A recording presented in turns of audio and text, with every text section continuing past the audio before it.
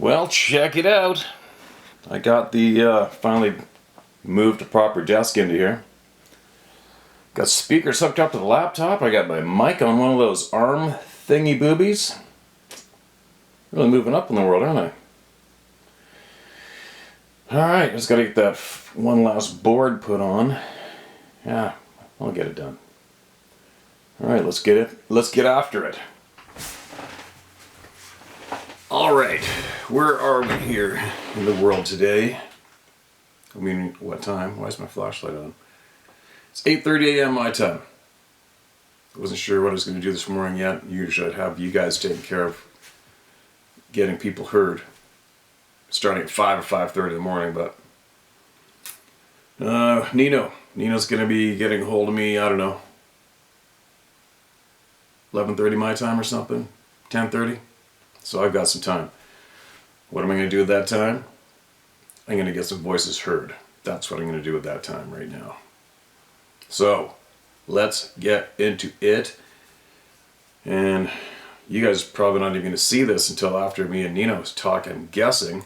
And I haven't a clue where we're going to be airing this yet. I'm sorry, I know it's a little dumb, but I'll figure that out shortly. But what I might do, because I'm not sure if he's going to put on his Nino TV or what he's going to do with this on his end, but maybe I'll set up another camera and I'll record us talking here, so to be certain that you guys don't miss out. Alright? In case something goofy's going on, I don't know. We'll figure it out.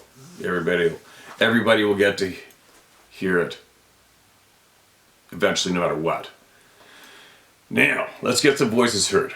Had a whole pile of emails in the inbox this morning.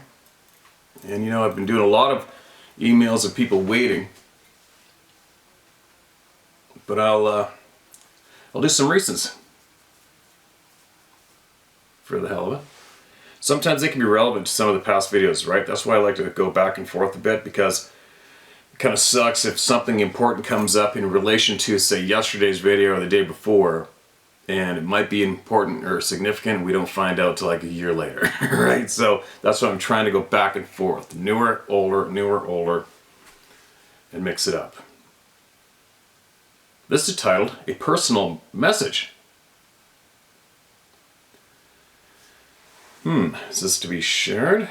Steve, you read a few of my encounters on your channel a few years ago, and thanks so much for that sharing opportunity. This particular message is more just for you and not for the public. But if there is any detail I've included here you feel would be helpful to others, like the video or just general insights or takeaways, please feel free to share those items. Alright. I heard you relate your story of what went down with your parents when you were a kid on your live feed today. First, I just want to say I'm sorry life shouldn't be that way, and that really sucks. Unfortunately, it's the result of the influencing spirit of the age we live in, and it's called narcissism. If you haven't already, and you probably do know this already, you should look into malignant narcissism. I can guarantee you that your messed up step monster was one, and your mother was his enabler, unfortunately. And no, you aren't wrong for wanting to out the evil people in this world. That is the sense of justice and protection of others that's coming out of you, and that is a godly thing. In this world filled with narcissists and cowards who enable them, those of us who speak the truth will be hated, because we are throwing a wrench into their evil game when we do so. Just like you, I had to educate myself on the topic in an unwanted and unexpected way, like yourself. Although fortunately I was an adult when mine went down. I was married to a woman for 14 years who ultimately became a full-blown malignant narcissist. I watched her change in less than 3 years into a person I didn't remotely know anymore. A destructive, deceitful, and downright evil individual who tried to destroy me financially, emotionally, and every other way possible. As we know from the very fact that Sabe exists, we know we live in both a natural and supernatural realm. I watched things overtake her that can only be described as demonic. And there's no question on that. But with the help of a decent and godly family and friends, I rebuilt my world after 25 years of building the former one with her. It's a strange place to be, but it constantly reminds me of the battle we are in. Those of us who have been attacked bear the wounds of that reality, and we cannot forget, almost like seeing a Sabe or other supernatural entity. It changes things forever. Oddly enough, you mentioned not long ago that the, quote, evil bastards, end quote, in government and in general all seem to be operating from the same playbook. Well, in fact, they are, because the evil one wrote it. Satan's tools have always been the same: fear, lies, deceit, and manipulation. And I learned from visiting some sites where people discuss their experiences with malignant narcissists that they generally follow a very distinct pattern in their bad actions as well. They are all remarkably the same, as if reading from the same playbook. Incredible, isn't it? And my personal experience proved this, as my own former spouse followed that format step by step.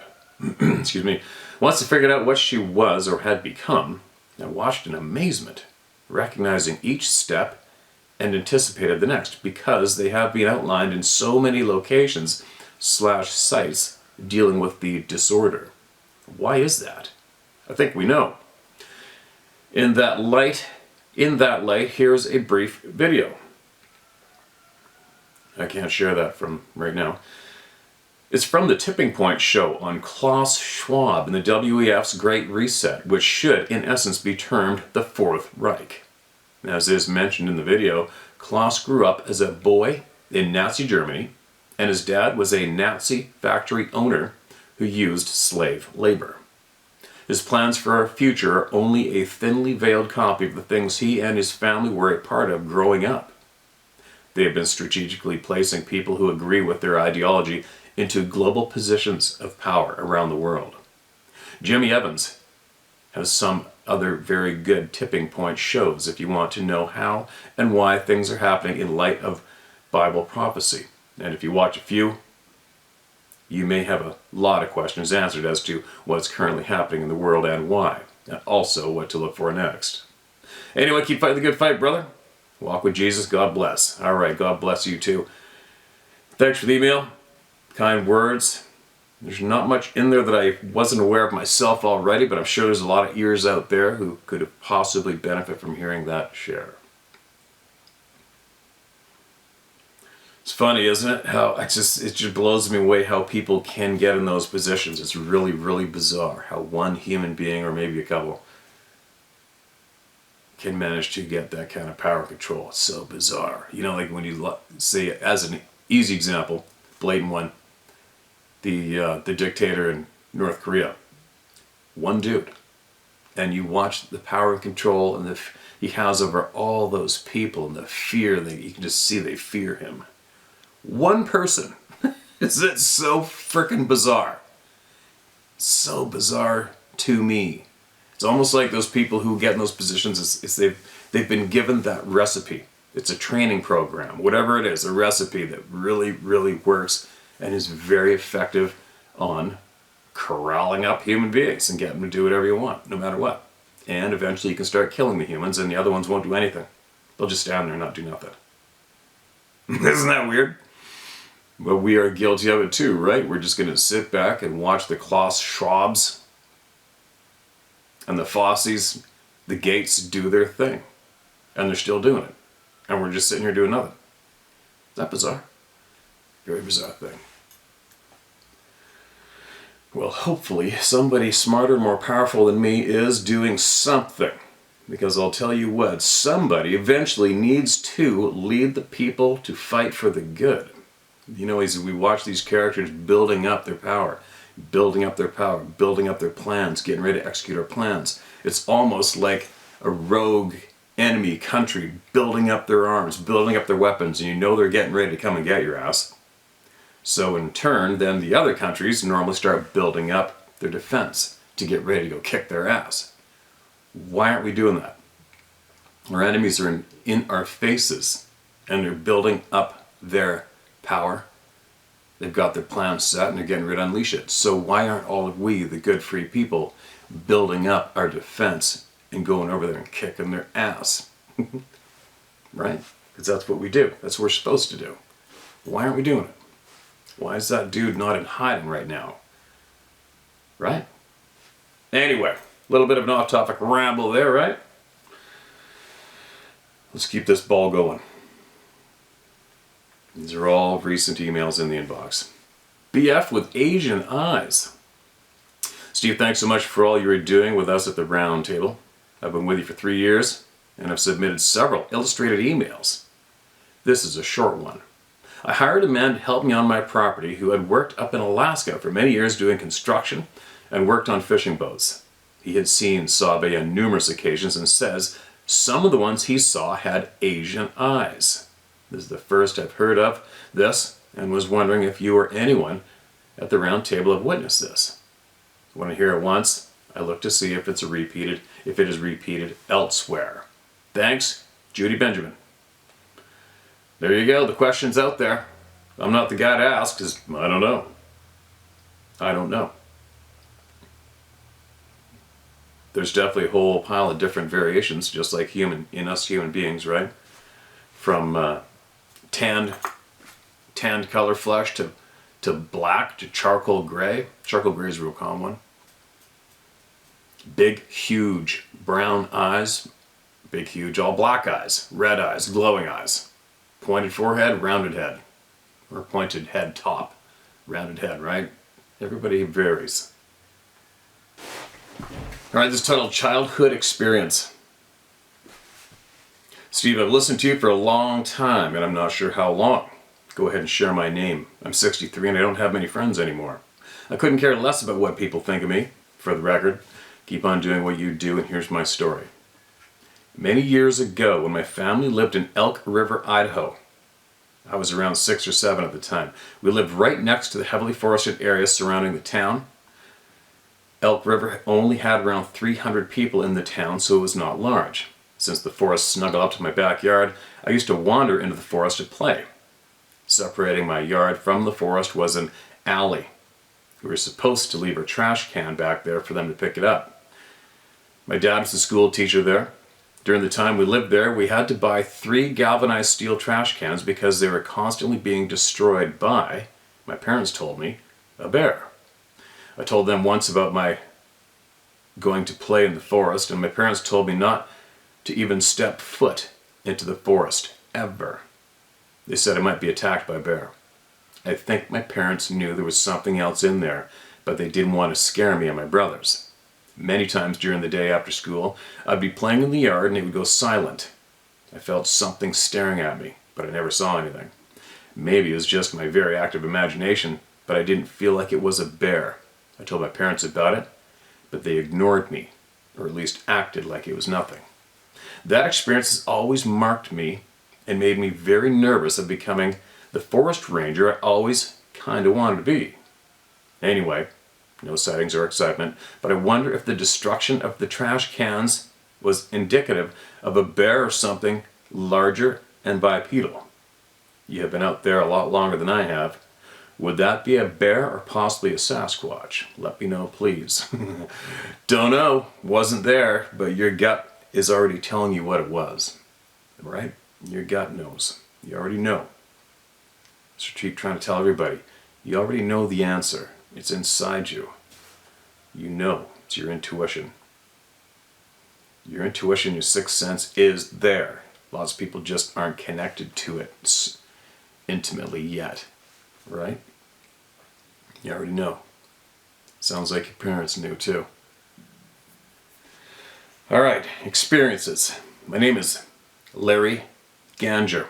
I'm 78 years young and I presently live in southeastern Arizona.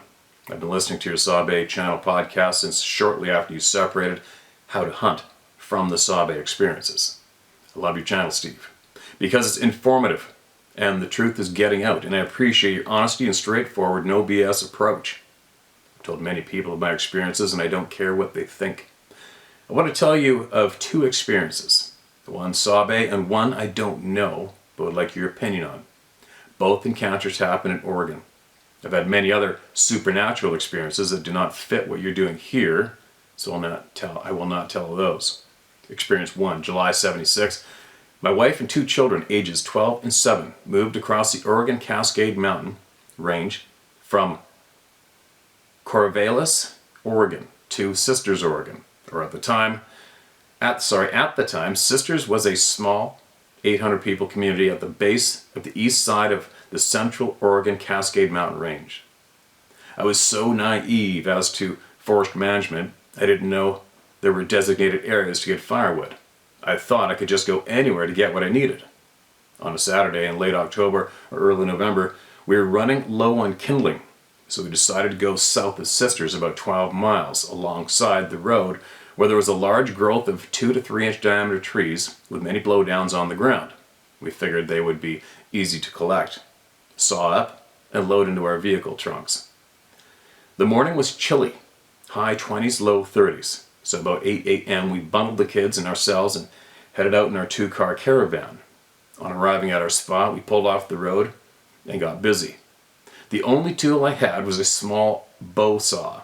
While my family gathered the poles, I began sawing.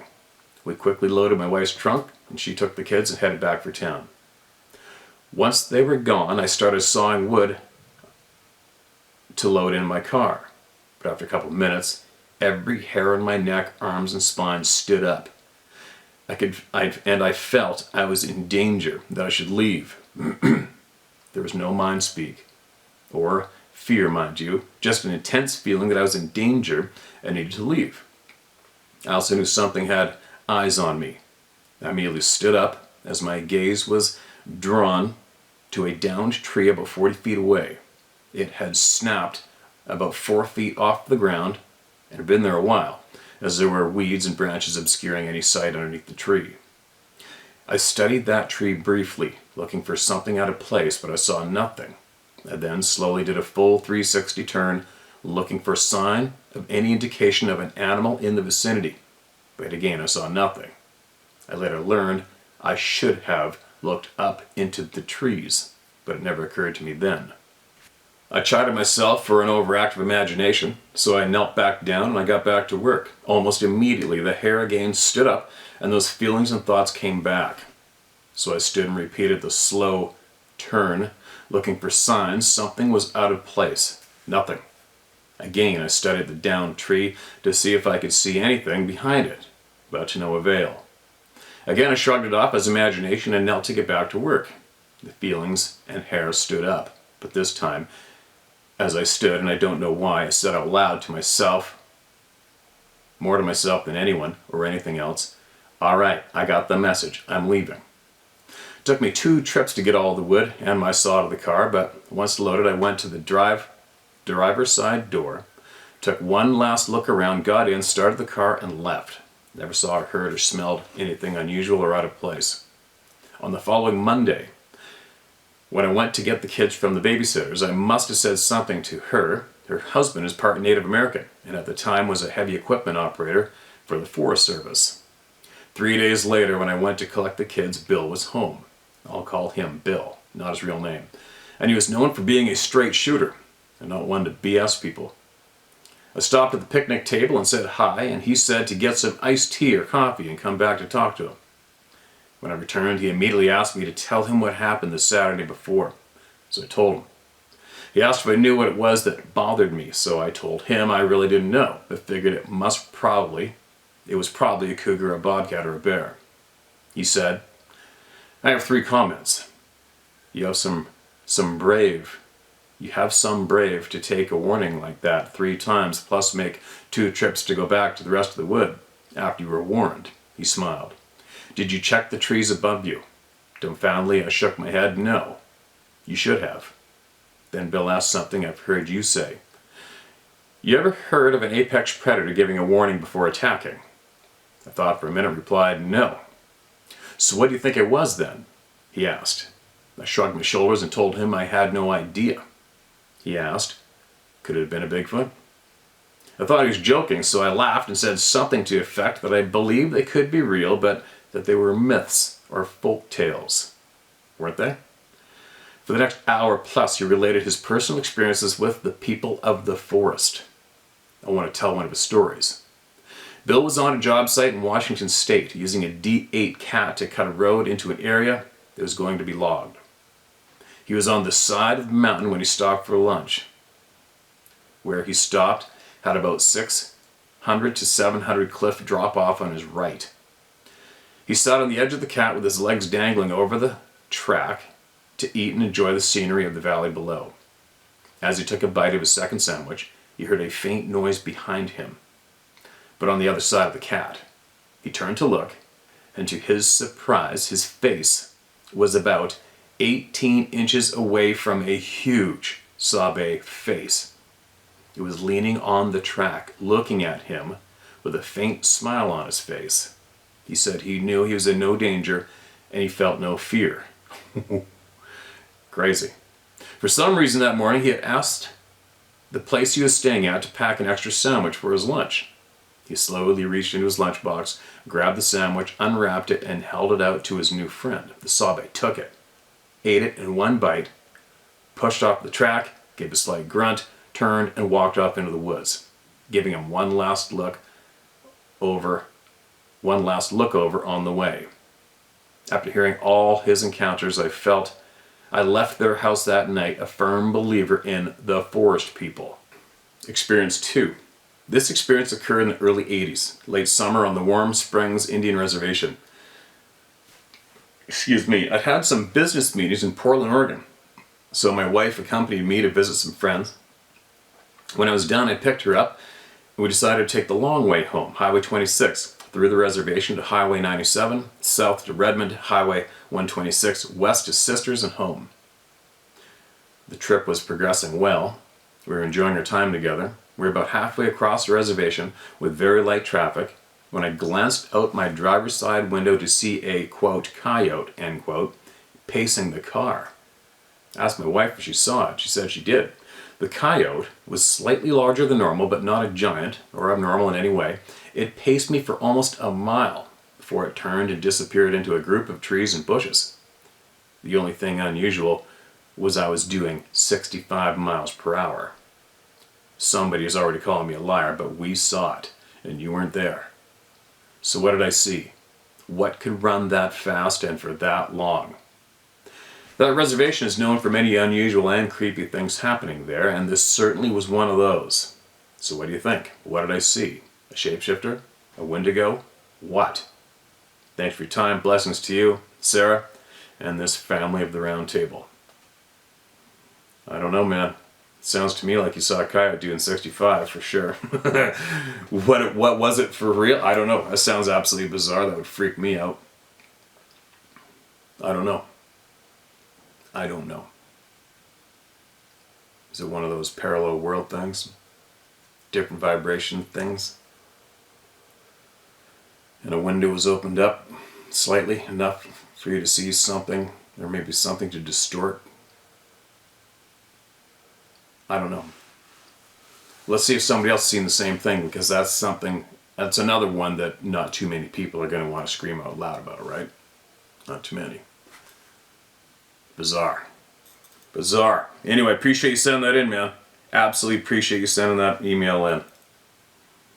More members of the club and no return. And how about the set of cojones on that man on the D8? 18 inches from your face. Who wouldn't absolutely shit themselves?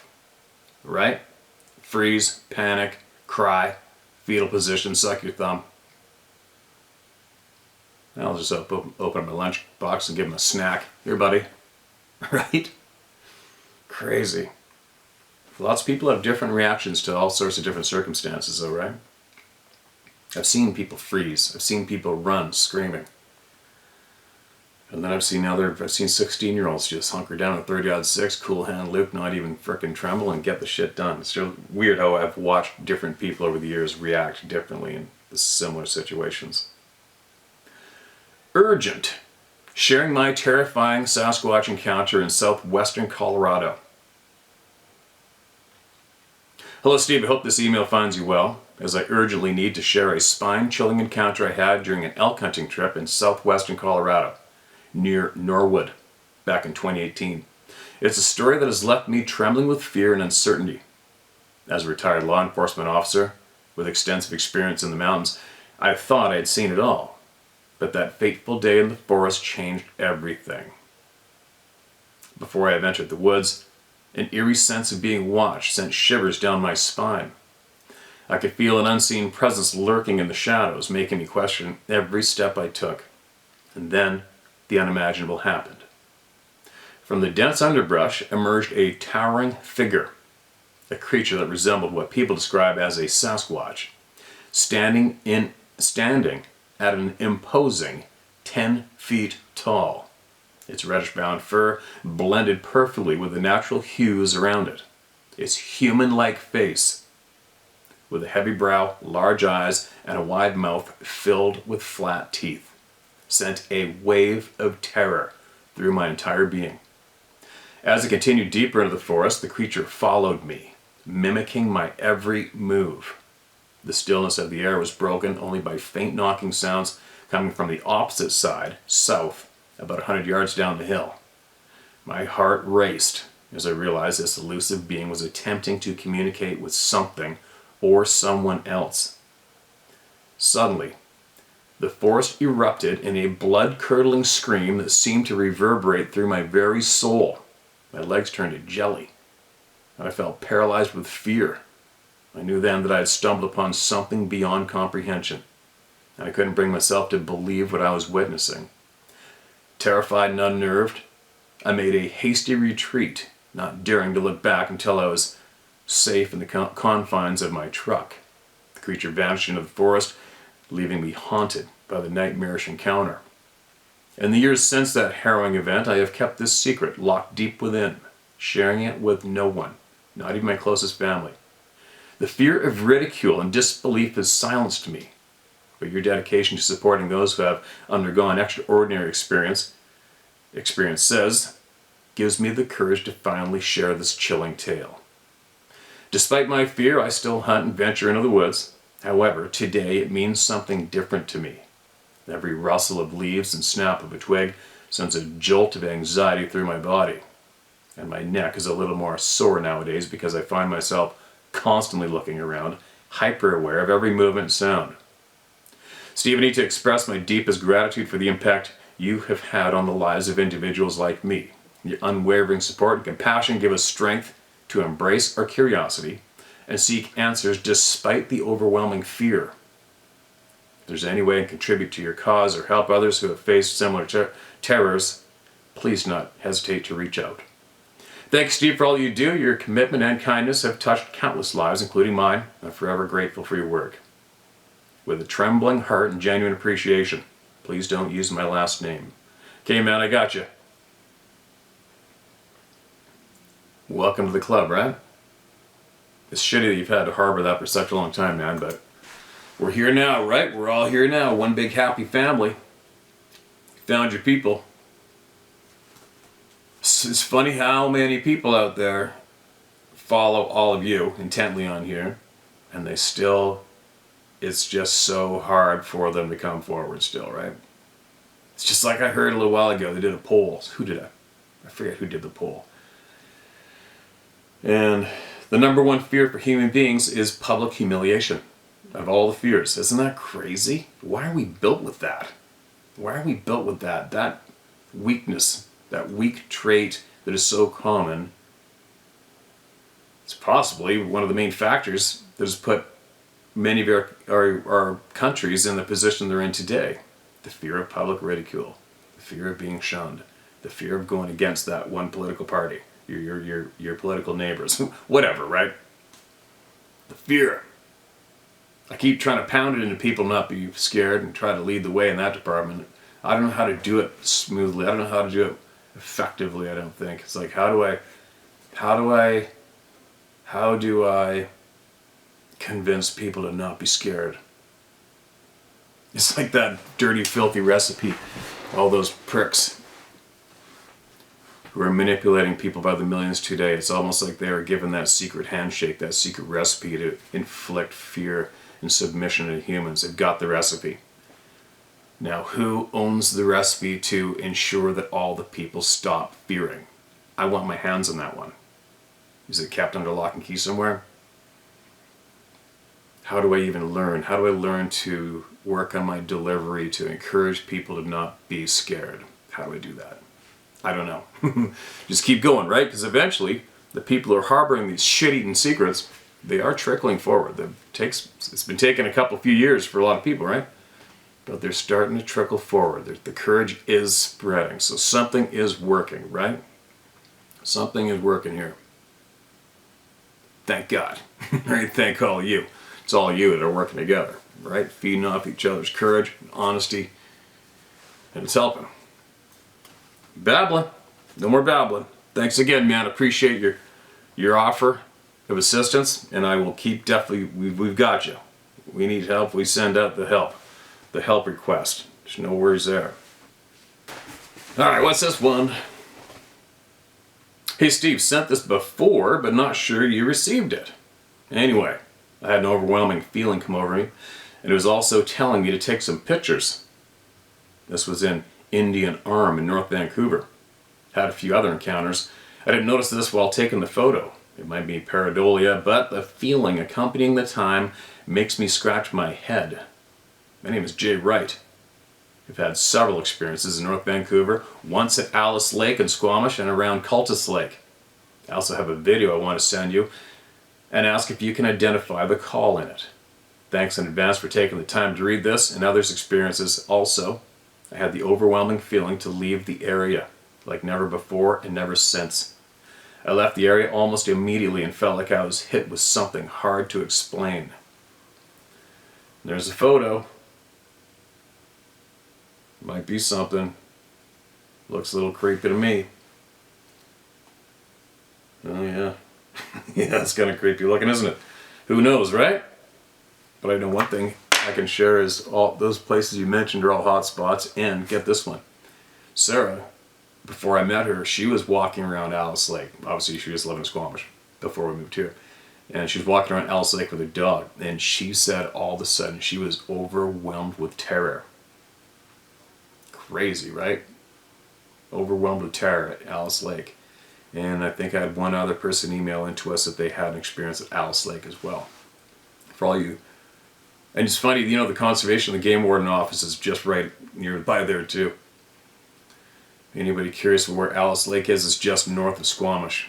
Up the highway, a couple miles, hanging right, but tucked in there. Some people might think, oh, it's too close to town. No. You look at those hills, those timbered hills just above the city of Vancouver. Hot spots. They probably sit there watching the traffic lights all the time. Gambier Island, Howe Sound, all along the whole length of Howe Sound. They're there, right? They're there. Both sides. They're everywhere. It's not, I don't mean they're everywhere all the time, but if there's that timbered mountain right there in BC, they are either there or they've been there or they're going to be there. That's just the way it is. Interesting. Did you send the video on here? Let me have a look, sorry. Got 2 pictures. Okay, all you sent was the pictures. Alright, so you're going to have to send the video somehow or else or load it up on YouTube or something, alright man? Send away. We'll see what if I can recognize anything. Alright. Who's next? What time is it? 9 o'clock? Getting close to go time. Alright. This is titled A Couple Stories and My Answers. Hello Steve and family. Bill again. So grateful for everything you and everyone else is doing for all of us. My wife and I both recently had encounters. Both happened on the same road, maybe a mile apart. My wife is a healthcare provider, and one of her clients lives on the south side of Mad River Mountain in northwest central Ohio. This is one of 2 ski resorts here in Ohio, so it's kind of hilly. This road has a set of S-curves that I have always felt weird approaching. We all know that feeling. Hearts in your throat, butthole puckered, palms are sweaty, wondering what lives in there. Well, it finally happened one night. After dropping off her client and heading home, the deer were out and plentiful. I was driving pretty slowly to avoid any wrecks. Approaching the corners, my eyes were on the road and not the street sign, so I didn't see the eye shine next to the sign. My wife said, "There's eyes, and they're crouching." What crouches? I don't know of any animal, and I said so, and left it at that. A couple weeks later, coming back from the same client, about 2 hills before the corners, coming over the top of a blind hill, my wife wasn't looking. Looking down at the bottom, I saw the biggest being I've ever seen. It was there, and then it wasn't. In the blink of an eye, it was gone, and there was no sign of something that size being there. Steve, when I say big, I mean it was taking 1 step to cross a 2-lane marked road. It was straddling the road, but in a heartbeat, it was there, then it wasn't. All I could think was, hello, big boy, thank God my wife didn't see you. Now I'd like to try and explain how I understand the difference between us. I know what I'm about to say is going to be hard for some, and I know my translation is what it is, but I want to approach the names from a spiritual side. Please read how I write them out, and maybe we can get through this. The human race is Anishinaabe. They are Sabe. Now I know some dialects pronounce it Bay, but stay with me and go with B. B is the common connection. B equals God, that which connects everything, the Creator. We are Anishinaabe, we the people. They are Sabe, the people.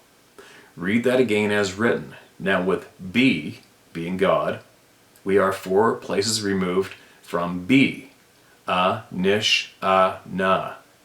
That puts us where we are in the universe. We are on the 4th world, the 4th plane, Sabe. Well, you can do the math.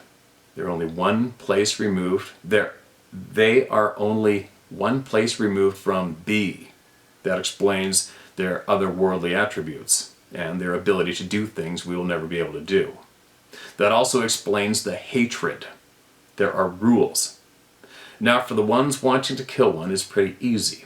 Once you get past the physical aspect of seeing one, the brutal sound of its voice, and being hit by some mind control, a single well-placed shot is all you need. But like David going up against Goliath, you may want to be anointed by God and have an army at your back. Can you picture that retribution? I would like to, from afar, but to each his own.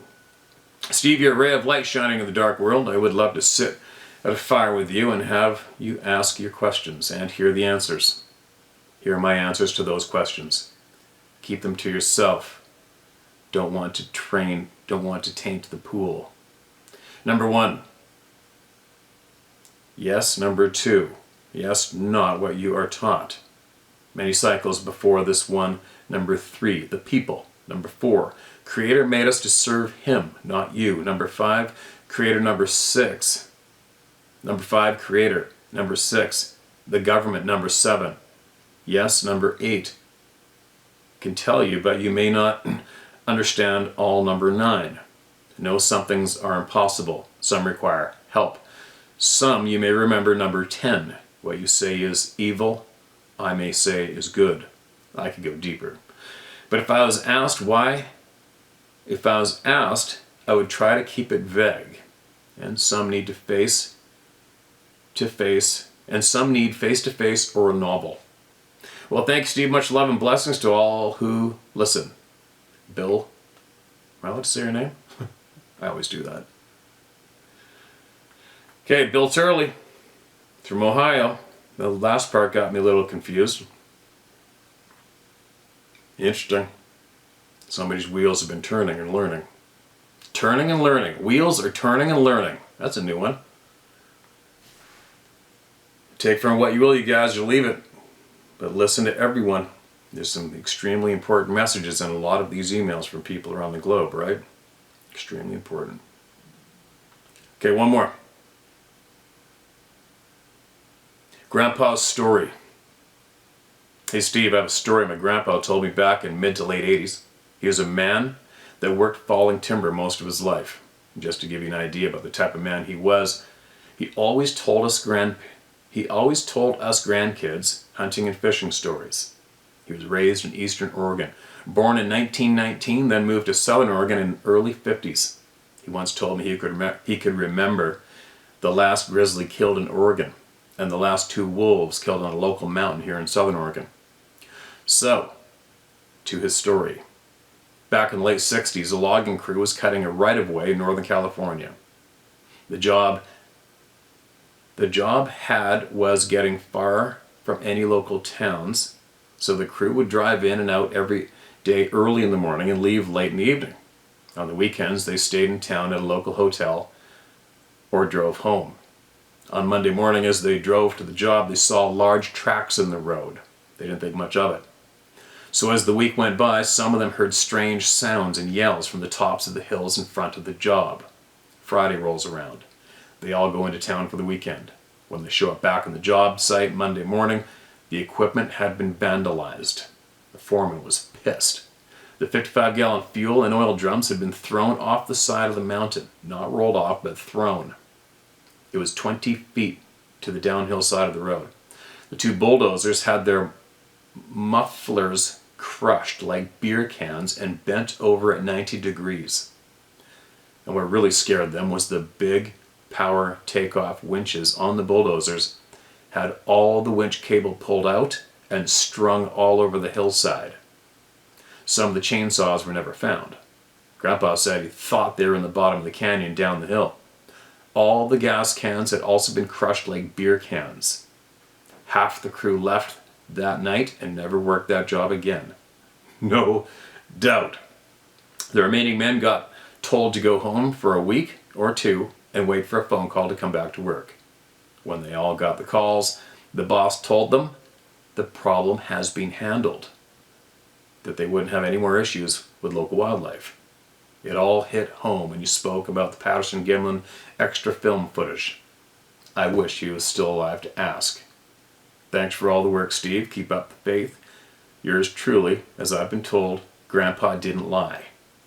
Kenneth Morgan. You can use my name if you like. God bless. There you go. Boom. Somebody directly connected to some of the past big experiences we're aware of is here and chimes in. There you go. Take from it what you will or leave it. Imagine seeing that display. That's delivering a big ass message, right? Big one. Now, how many of you would have the balls to go right back to work and go, up yours? Right? Now, did they kill those beings? It sure is. The evidence is pointing that way. And I've spoken to somebody who I trust in my life that claims to have allegedly seen that extra footage. M.K. Davis knows a lot about that topic. Good man. And recently I asked someone who I believe is absolutely in the know with these beings. And very busy person. We'll be connecting in real time as soon as I can. But I just sent a quick email and said, hey, just a quick question. I don't need a bunch of time, but I said, just give me a yes or no. Are there human beings actively seeking these beings out to kill them? She replied to me, absolutely. There you go. Now, how long have people been killing these beings? Or whatever, whoever's doing it. How long, right? How long have there been human beings with the skills and the knowledge actively killing these beings? That's one of my biggest questions for me. You've probably heard me ask it for quite a while. I want to know who is killing these beings. Who? That would answer a lot, but that would crack open. That's going to crack open some big ones, right? But everything's connected. Every single thing about our existence is connected. There's no way getting out of that. There's no way. It's all connected. That's why I said again, one of the easiest topics in our face to prove that we have been lied to, misled, misinformed is this topic. It's an easy one, right? And it also shows the deny. What a sleazy move that is. Deny. right? How many of you have been victims to somebody using deny, deny, deny against you? And it's very effective, right? It's very frustrating and effective, but it works. And it's been working with this topic. And that's why I try to encourage all of you to not engage with, there's no proof, show me the proof. Off to the curb, no time for you. If somebody wants proof right now, when it comes to this topic, all they got to do is do a little digging on their own time, on their own flat, fat ass, because they don't get off of it, right? Get off your flat, fat ass and dig yourself. The knowledge is there. It's all there. So, why do they do that then? Why do so many groups of people intently say, there's no proof, show me the proof? And when you engage with them, it stops you dead. It stops you dead in your tracks from going forward, and then all of a sudden you're getting suckered into that little carousel that goes around in circles and leads nowhere. Debating with a bunch of doorknobs. Debating. Kick them to the curb and keep gaining knowledge. That's why we're progressing so rapidly here. Because we do not engage in the bullshit. We busted free, and now we're surging forward for answers. Right? Imagine how many people online who are researchers. They absolutely can't stand me because I keep pointing it out. How many generations of people obsessed with this topic are going to insist on mimicking each other non-stop and not getting any further? I know how to place trail cameras, and nobody knocks a tree like me. And my whoops would win any competition. I'm going to get more proof.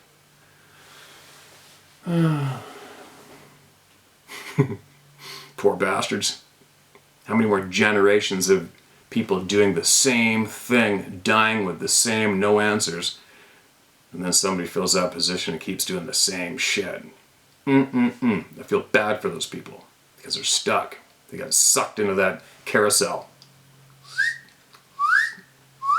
Right? Move forward. Kick the carousel to the curb.